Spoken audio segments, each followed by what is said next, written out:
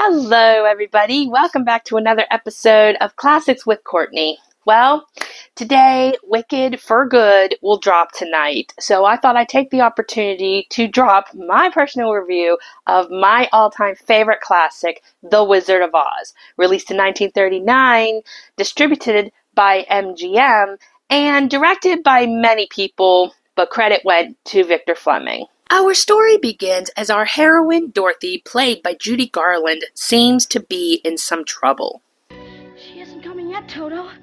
Did she hurt you? She tried to, didn't she? Em, just listen to what Miss Gulch did to Toto. Oh, but he doesn't do it every day. Just once or twice a week. And he can't catch her old cat anyway.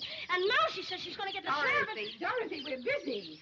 You know, I noticed over the past few years that this particular scene, Charles Grapewin, who plays Uncle Henry, looks mildly interested in what Judy Garland's Dorothy is saying.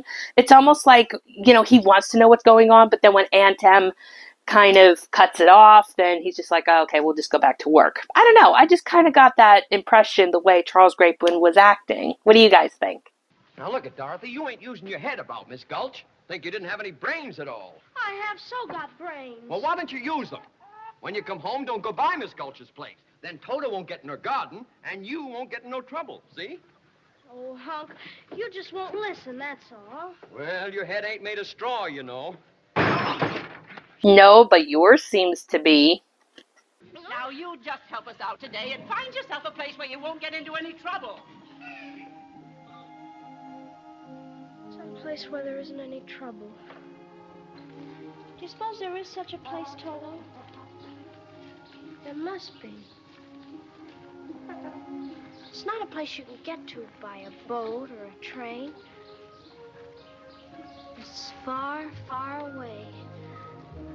Behind the moon, beyond the rain. Somewhere over the rainbow, way up high. It's a very interesting fact that Over the Rainbow was almost cut from the film, saying, how did it go, Angela? It slows down the picture, some executives complain, and they consider it undignified for an MGM star to sing in a barnyard. To me, though, it makes absolute perfect sense. This is kind of similar to many Disney films that would come later as the I Want song. Think Beauty and the Beast and Belle singing I Want Adventure in the Great Life Somewhere.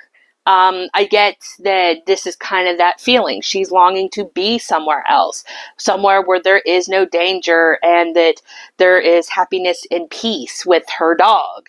And I really think that this works. Plus, the whole idea of the studio thinking it would prolong the film, so to speak, nah, this is a perfect song, and I'm so glad they kept it in. Miss Gulch, played by Margaret Hamilton, comes to retrieve Toto, and Dorothy runs and finds a professor, played by Frank Morgan. And we can't go against the law, Dorothy. I'm afraid poor Toto will have to go. Now you're seeing reason. Here's what I'm taking him in. So he can't attack me again. Oh, no, I won't let you take him. You go away. I'll bite you myself. Dorothy.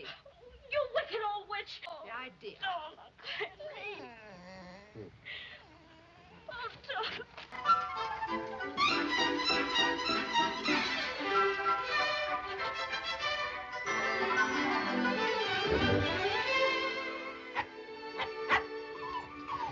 Toto, darling. Oh, I got you back. You came back.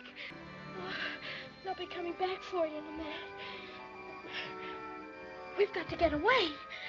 We've got to run away. Well, house guests, huh? Oh, please, Professor, why can't we go with you and see all the crown heads of Europe? Yes, there's a woman. She's wearing a polka dot dress. Her face is careworn. That's Aunt Em. What's she doing? Well, I can't quite see. Why, she's crying. Someone has hurt her. Someone has just about broken her heart. Me? What's this? Well, she's putting her hand on her heart. Well, she's dropping down on the bed. Oh, no. You know, that's all. The crystal's gone dark.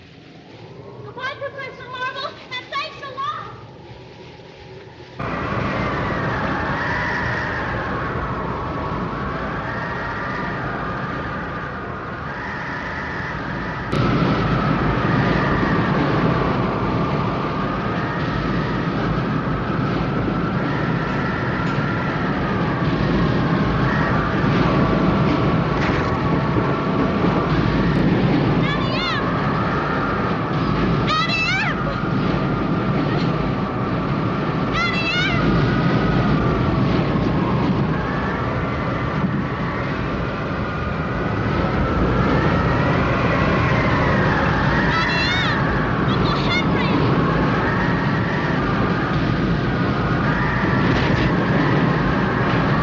Considering the film being made in the late 30s, the special effects really hold up today, and honestly, they look even better than many of the effects that Hollywood has today.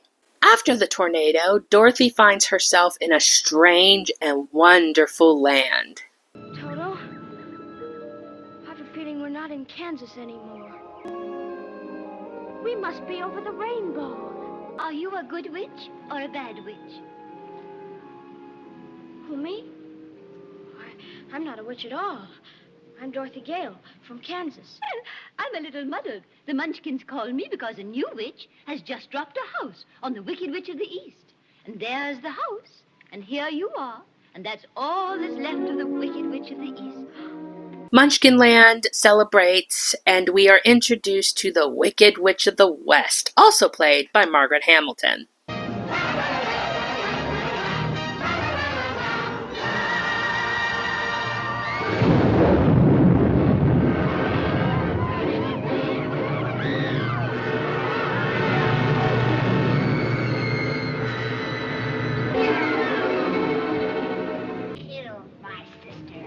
Who killed the Witch of the East?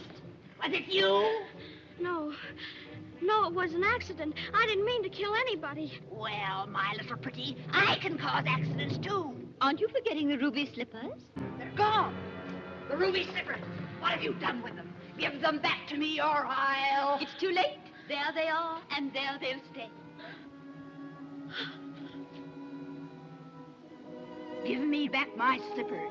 I'm the only one that knows how to use them. They're no use to you. Give them back to me. Give them back. Keep tight inside of them. Their magic must be very powerful, or she wouldn't want them so badly. You stay out of this, Glinda, or I'll fix you as well. Oh, rubbish. You have no power here. Be gone before somebody drops a house on you, too. Very well. I'll bide my time. And as for you, my fine lady, it's true, I can't attend you here and now as I'd like. But just try to stay out of my way. Just try.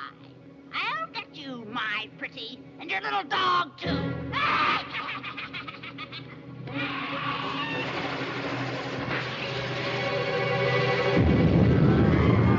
Despite the great effect that happened there, Margaret Hamilton would suffer burns as the scene went down. She was quickly rushed to get the makeup off, and, well, tell it, Margaret. And I stepped down, smoke all came up, and I went down. I felt just something warmth on my face. And then there were some droppings, things burning, and I thought, what in the world is that? I had a wonderful young man, Jack Young, who really saved my life. He was right there and grabbed a hold of me, and we ran to the first aid station on the set, and where he began working on my face to get the makeup off. We didn't know this until really the next day, but I had a 2nd degree on my face and 3rd on my hand. After he got the makeup off, which was very traumatic for me because it just hurt so much. I was just, you sort of tremble. You just can't help it. I was just shaking with it. And finally he got through and he said, oh, I know it's been awful, honey. He said, but I'll tell you about it. Right now I want you to know that there's copper in that makeup. And if I didn't get that off, it would have gone on eating into your face. P.S. That scared me more than the actual film itself as a kid. Glinda, played by Billie Burke, tells Dorothy where to find the wizard, and Dorothy runs into a scarecrow, played by Ray Bolger. Now which way do we go? Pardon me. That way is a very nice way. Why, you did say something, didn't you?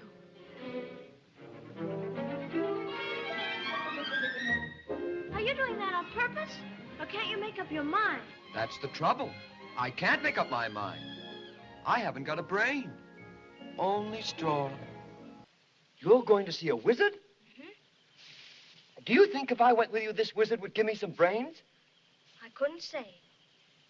But even if he didn't, you'd be no worse off than you are now.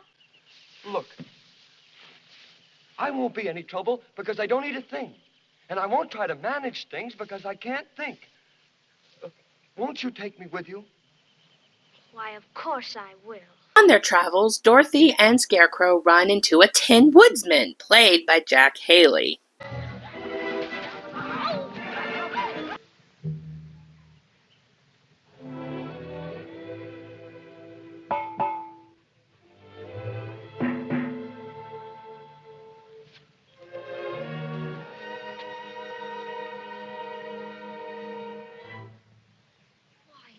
Man!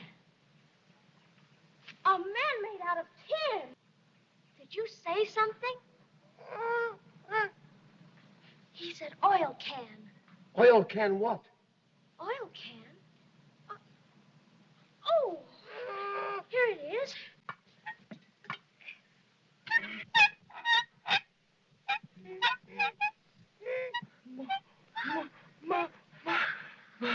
My goodness, I can talk again. How did you ever get like this? Well, about a year ago, I was chopping that tree when suddenly it began to rain. And right in the middle of the chop, I rusted solid. And I've been that way ever since. The tinsmith forgot to give me a heart. No heart? No heart.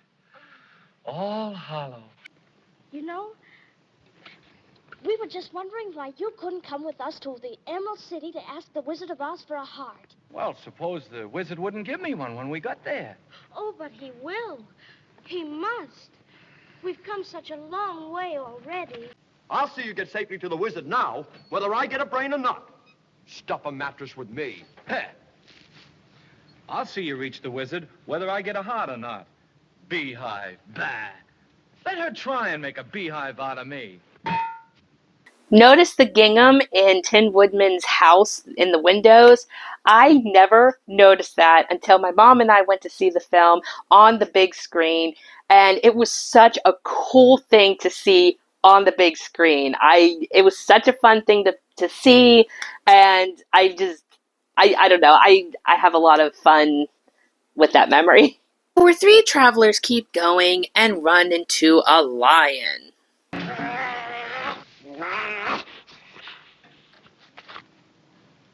Put 'em up. Put 'em up. Which one are you first? I'll fight you both together if you want. I'll fight you with one paw tied behind my back.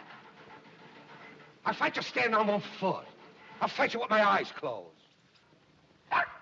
Well, I'll get you anyway, Pee-wee.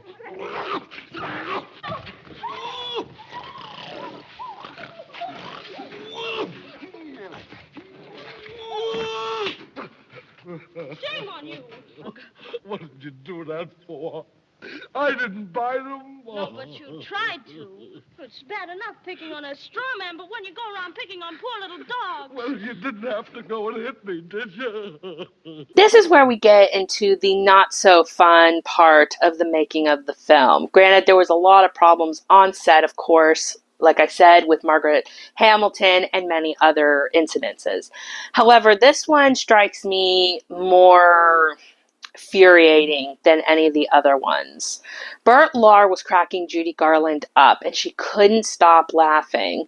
So Victor Fleming went up and slapped her in the face. This resulted in Judy pulling herself together and doing the scene like a pro that she was, and only at age 16. Granted, it's been stated that he felt guilty about it and apologized to her. While I do find that commendable, I do not find it necessary that he had to hit her. All he could have done maybe is take her aside and go, listen, honey, I get he's being funny right now, but you know what? You got to be a pro at this, and you got to, just do the scene, but don't get physical with her. And that still angers me a lot. But I still try to take into effect that he did apologize. So it's fine, but it still angers me. Also, in the actual finished product, you can still see Judy pulling back a smile. It is so cute, and yet she's able to bring that character back in and remain in her feisty self when she's sticking up for her friends. As our four comrades continue on their journey, the witch comes up with a plan to stop our heroes. Poppies. Poppies will put them to sleep. There's Emerald City. Oh, we're almost there at last, at last. It's beautiful, isn't it? Just like I knew it would be. Oh, what's happening? What is it? I can't run anymore. I'm so sleepy. Can't budge her an inch. This is the spell, this is. It's the Wicked Witch. What'll we do? Help! Help! It's no use screaming at a time like this. Nobody will hear you. Help! Help! Help! Help! Help! It's snowing. Dorothy, you're waking up.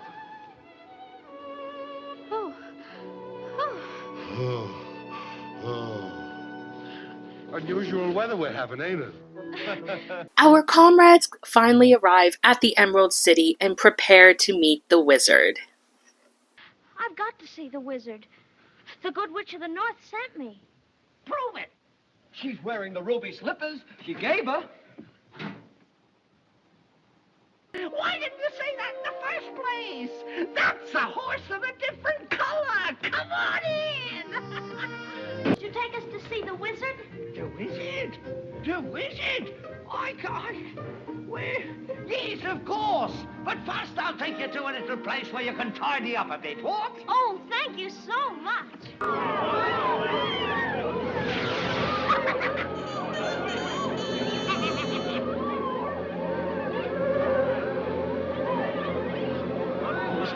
Who's her?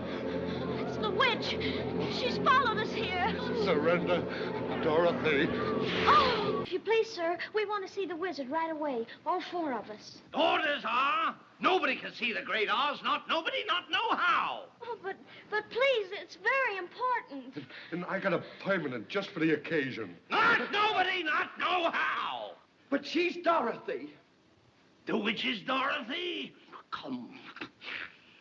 Well, that makes a difference. Just wait here. I'll announce you at once. Oh, the wizard says go away. Professor Marvel said she was sick. She may be dying. And it's all my fault. I'll never forgive myself.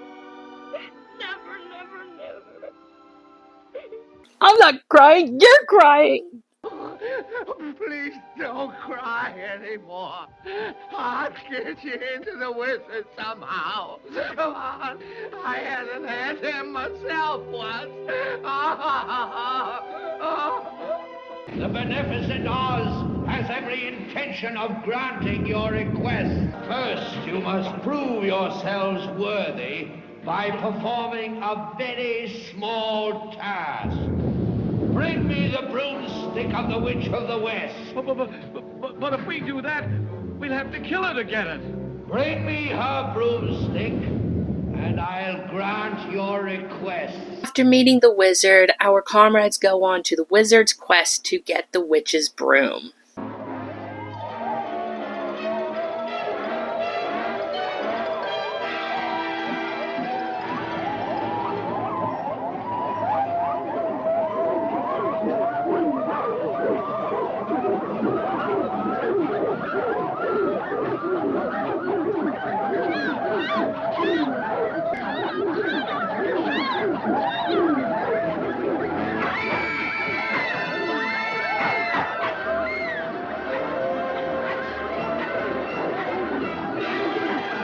What are you going to do with my dog? Give him back to me. All in good time, my little pretty. All in good time. Oh, please give me back my dog. Certainly, certainly. When you give me those slippers. But the Good Witch of the North told me not to. Throw that basket in the river and drown him. No, no, no. Here, you can have your old knew you'd see reason. Those slippers will never come off as long as you're alive. But that's not what's worrying me. It's how to do it. These things must be done delicately, or you hurt the spell. Catch him, you fool! He got away! He got away! Oh, which is more than you will. Drat you and your dog. You've been more trouble to me than you're worth, one way and another. But it'll soon be over now. You see that? That's how much longer you've got to be alive. And it isn't long, my pretty. It isn't long.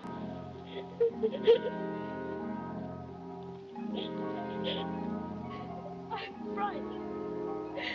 I'm frightened, Annie. I'm frightened. Let's talk about Judy Garland's performance here for a minute. Judy said that it was hard to be afraid of Margaret Hamilton because she was one of the sweetest people on the set, and I believe even took Judy under her wing for a bit. So it was hard for Judy to be frightened of her. Knowing this information, Judy nails it here. You believe she is frightened. Margaret Hamilton is also wonderful as the Wicked Witch. You believe that she wants to harm this little girl. And Judy really does a great job at showing her fear and desperation to go home and just get out of there. There is a reason why Judy is my #1 favorite actress. Our 3 comrades pull themselves together and rescue Dorothy.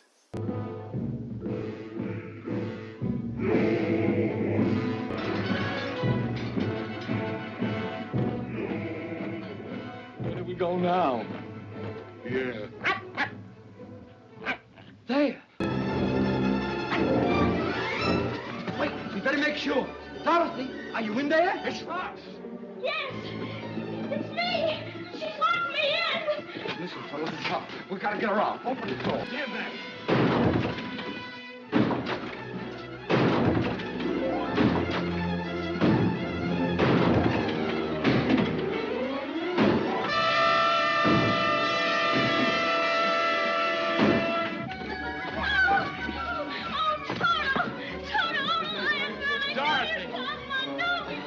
Hurry, we've got no time to lose. Going so soon? I wouldn't hear of it. Why, my little party's just beginning. That's right. Don't hurt them right away. We'll let them think about it a little first.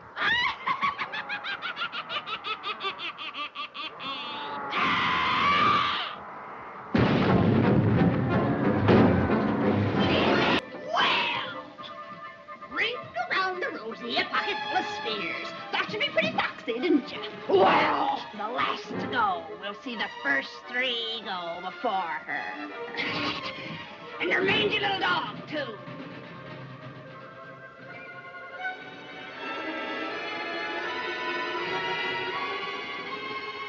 How about a little fire, Scarecrow? Oh!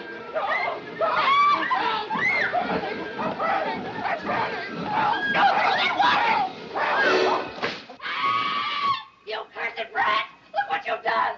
I'm melting! Hail to Dorothy! The Wicked Witch is dead! Hail! Hail to Dorothy! The Wicked Witch is dead! The broom. May we have it? Please, and take it with you. Oh, thank you so much. Our heroes return to the Emerald City in triumph and meet the wizard, played by Frank Morgan. If you were really great and powerful, you'd keep your promises. Do you presume to criticize the great Oz?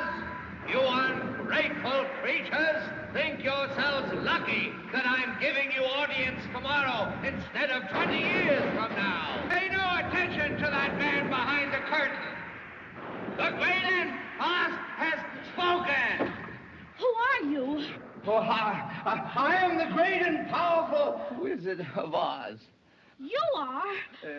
I don't believe you. Yes, it's exactly so. I'm a humbug. Oh, you're a very bad man. Oh, no, my dear. I'm a very good man. I'm just a very bad wizard. Anybody can have a brain. That's a very mediocre commodity. Every pusillanimous creature that crawls on the earth or slinks through slimy seas has a brain. Back where I come from, we have universities, seats of great learning, where men go to become great thinkers. And when they come out, they think deep thoughts, and with no more brains than you have. But they have one thing you haven't got, a diploma. Therefore, by virtue of the authority vested in me by the Universitatis Comitiatum e Pluribus Unum, I hereby confer upon you the honorary degree of Ph.D. You are under the unfortunate delusion that simply because you run away from danger, you have no courage. You're confusing courage with wisdom. Back where I come from, we have men who are called heroes. Once a year, they take their fortitude out of mothballs and parade it down the main street of the city. And they have no more courage than you have. But they have one thing that you haven't got, a medal. You want a heart. You don't know how lucky you are not to have one. Hearts will never be practical until they can be made unbreakable. But I still want one. Back where I come from, there are men who do nothing all day but good deeds. They are called good deed doers, and their hearts are no bigger than yours. But they have one thing you haven't got, a testimonial. Therefore, in consideration of your kindness, I take pleasure at this time in presenting you with a small token of our esteem and affection. Oh, they're all wonderful. Hey! What about Dorothy? Yes, how about Dorothy? Yeah, Dorothy next. Yeah, Dorothy, Oh, I don't think there's anything in that black bag for me. well, you forced me into a cataclysmic decision. The only way to get Dorothy back to Kansas is for me to take her there myself. The wizard leaves without Dorothy, but she gets a helping hand from Glinda the Good. Oh, Toto, come back! Toto, Toto! Oh, don't go without me. I'll be right with you. Shut that door! This is a highly irregular procedure. Absolutely unprecedented. Ruin my exit. Ah! Come back! Come back! Don't go without me. Please come back! I can't come back. I don't know how it works. No, I'll never get home. Stay with us then, Dorothy. We all love you. We don't want you to go. Oh, that's very kind of you. But this could never be like Kansas. Auntie Em must have stopped wondering what happened to me by now. Oh, Scarecrow, what am I going to do? Look. Here's someone who can help you. Will you help me? Can you help me? You don't need to be helped any longer. You've always had the power to go back to Kansas. I have. Then why didn't you tell her before? Because she wouldn't have believed me. She had to learn it for herself. What have you learned, Dorothy? Well, I think that it wasn't enough just to want to see Uncle Henry and Auntie Em. And it's that if I ever go looking for my heart's desire again, I won't look any further than my own backyard. Because if it isn't there, I never really lost it to begin with. Now those magic slippers will take you home in 2 seconds. Oh, Toto too? Toto too. Oh, now? Whenever you wish. Oh, dear. That's too wonderful to be true. Oh, it's going to be so hard to say goodbye. I love you all, too. Goodbye, Tin Man. Oh, don't cry. You'll rust so dreadfully. Goodbye. Now I know I've got a heart, because it's breaking. My heart's breaking too. Goodbye, Lion. You know, I know it isn't right, but I'm going to miss the way you used to holler for help before you found your courage. I would never have found it if it hadn't been for you.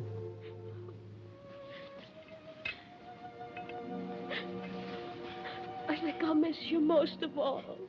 Then close your eyes and tap your heels together 3 times. And think to yourself, there's no place like home. There's no place like home. There's no place like home. There's no place like home. There's no place like home. There's no Dorothy, dear. It's Aunt Em, darling. Oh, Auntie Em, it's you. Oh, we dream lots of silly things when we... No, Aunt Em, this was a real, truly live place. And I remember that some of it wasn't very nice, but most of it was beautiful. But just the same, all I kept saying to everybody was, I want to go home. And they sent me home. Doesn't anybody believe me? Of course we believe you, Dorothy. Oh, but anyway, Toto, we're home. Home. And this is my room. And you're all here. And I'm not going to leave here ever, ever again. Because I love you all. And, oh, Auntie Em, there's no place like home. And that was The Wizard of Oz. This was a staple in my household since I was a child. It is my comfort film. It is the one that I go to when I'm sad or sick or even just when I'm in the right mood. It is the perfect movie for me to watch in any occasion, no matter what I'm feeling. The film made me a fan of Judy Garland. This was my first introduction to her. This was the film that I believe opened up the door for many of my favorite classic films. Despite some classics that I grew up with that I believe also attributed to my love of classic film, this was the one that I believe really opened the door for me. The movie itself it holds a special place in my heart, and I cannot praise it enough. The score was done brilliantly by Herbert Stothart, along with Harold Arlen and E.Y. Harburg. I grew up with the 1999 VHS tape version, and we were so blessed to have the making be attached to that film. As far back as I can remember, I would always ask my parents, can I watch the making of the movie after the film? And most of the time they would say yes. I don't really remember them saying no. If they did, it was probably like 1%, but for the most part, they allowed me to watch the making of it every time. And it was just as entertaining for me as the movie in and of itself. And as I stated earlier, there were portions of the making that actually scared me more than the film itself. I believe this also attributed my love for classic film. The fact that we had some movies of the classic films that had makings after the film itself. Some Disney versions had it as well, like Bambi, and we had a couple other ones, which again, I allude to. Peter Pan was another one. But I loved the featurettes, and this was no exception. I loved watching the making. And again, I think that also helped my love and passion for classic film and film in general. There isn't much more I could say about the movie that hasn't already been stated. The fact that the movie was directed by several directors, or at least had some directors in mind that ultimately didn't work out, like Richard Thorpe, who was fired, who would have given us a blonde Dorothy, by the way.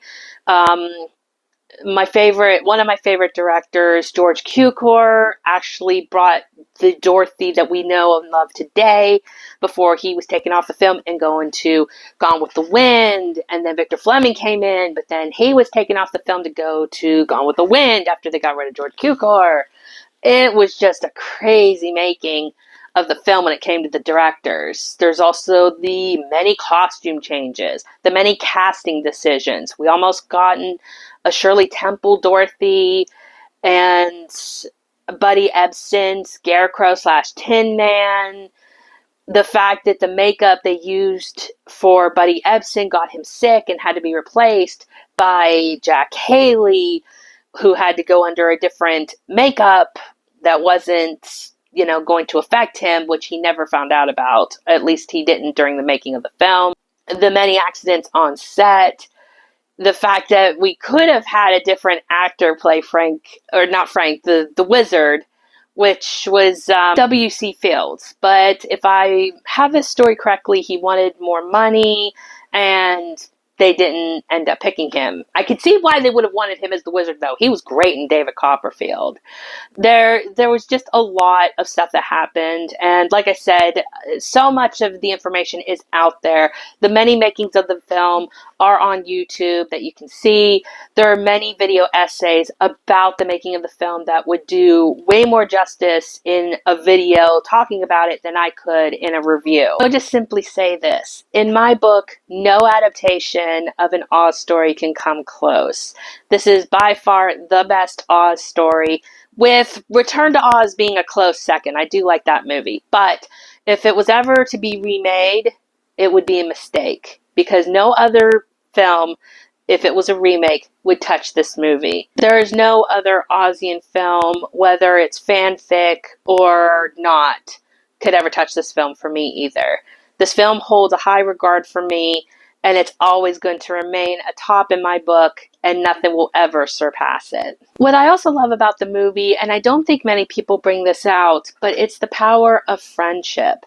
The fact that our comrades meet Dorothy, they don't know her, yet they hear her quest and they go, let's go, we want to go with you. The fact that they go and protect her, the fact that they go and rescue her after they are left for dead. There is a power of friendship there, and I really love that strength of that film for that reason as well. I also want to point out that the movie has garnered a lot of nitpicks over the years. And yes, I do understand, but let me say something real quick. The film is a dream. In the book, it is not. But in the movie, it's a dream. Dorothy gets hit in the head, and she's transported into this other world. So it's actually quite accurate that dreams would not make sense. I mean, I have dreams that don't make sense, especially when I'm sick, and I hate those. But when you look at it in that perspective, and you see Judy is dreaming, Dorothy's dreaming, that it makes sense why things work out the way it does. The film is not a logical one. It is a fantasy. It is emotional storytelling. And if you look at it from that perspective, you can overlook the nitpicks, I think. And that concludes my review of The Wizard of Oz. I hope you've enjoyed this video. Stay tuned as I tackle my next and last video for this month, and also be on the lookout for a couple bonus videos as well. So I hope to see you in the next video. And out of curiosity, if you haven't seen the film, did I pique your interest? Or are you going to go in the storm cellar? Thank you all for watching, and I will see you guys in my next video. Bye! Have a great and wonderful day.